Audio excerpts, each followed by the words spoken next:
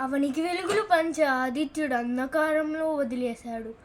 కడుపు కోతగా భావించే కన్నతల్లి అనాథగా వదిలేసింది. విద్య నేర్పిన గురువు పరమ కిరాతకంగా శాపగ్రస్తుణ్ణి చేశాడు.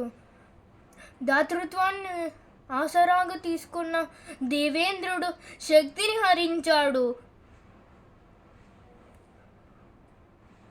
ఓర్మికి ప్రతీకగా పరిడమిల్లి భూమాత సైతం ఆగ్రహించింది.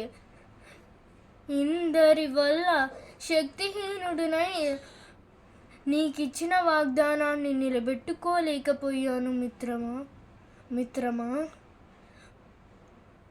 నీ దయ ముందు ఈ జన్మ ఎంత మిత్రమా. ఒక్క జన్మకి కాదు, జన్మ జన్మలకి ఈ రాధేయుడు నీ విధేయుడే మిత్రమా.